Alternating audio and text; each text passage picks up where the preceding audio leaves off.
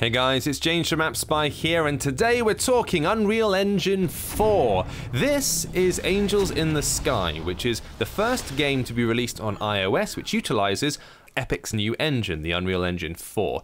As you can see, it's quite pretty. Looks very smart, very sharp. Aliasing is at a minimum, not too many jaggies.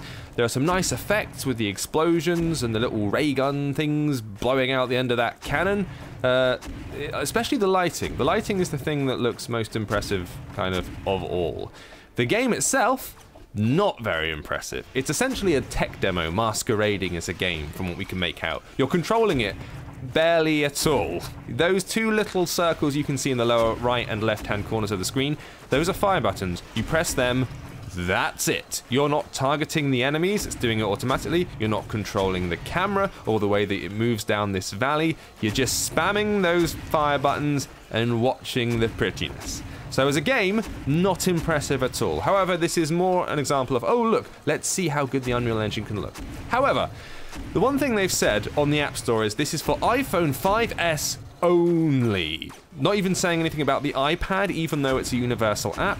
And they expressly say, do not try and run it on an iPhone 4S or a 4 or a 5C or anything other than a 5S. So we went, all right, then we won't. And then immediately after that, we went, no, bollocks to it. Let's try it on an iPhone 5C. So we did.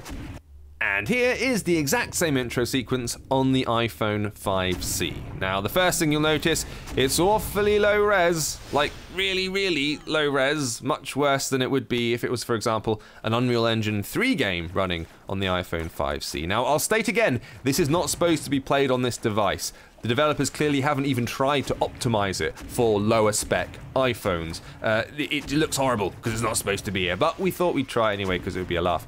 A couple of things to notice beyond just the low res and the anti-aliasing being crap and such like. If you look at the guns, the cannon in the lower left hand side, if I put the two images side by side here, you'll be able to see that all that lovely light bloom reflection, that kind of glow that emanates from the light surfaces on the gun on the 5S, completely missing from the 5C. Beyond that, it's simple things like the aliasing's really terrible. There's lots of jaggies on the iPhone 5C version. The whole thing looks incredibly low resolution. But I say again, it really has not been optimized for this device. It's not intended to be played on this, so we'd recommend you probably don't try. The main thing really though is the game itself. It's really not a very good game. It's basically, like we said before, a tech demo masquerading as a game, and it's really quite dull to play. In terms of showing off what the engine can do, it's okay. I'm not exactly bowled over, and we've been talking about this at AppSpy with Peter and also with Harry over Pocket Gamer, and it looks alright, but not in a kind of, my god, the next generation has arrived, the future is finally here. It just yeah, it looks a little bit prettier than the other ones, and it's got a couple of nice lighting effects on it, but beyond that, I'm not convinced or stunned or anything. I think we're going to see a lot more in the future, and this game's major selling point at the moment, I think, is we're using Unreal 4, check it out. But that's not enough to sell this game, frankly. It doesn't look good enough to justify the lack of gameplay that is evident. So if you wanted to buy it, you have to pay quite a lot. It's £4.99 or $6.99, which for this, I really can't get behind it. It's not the greatest.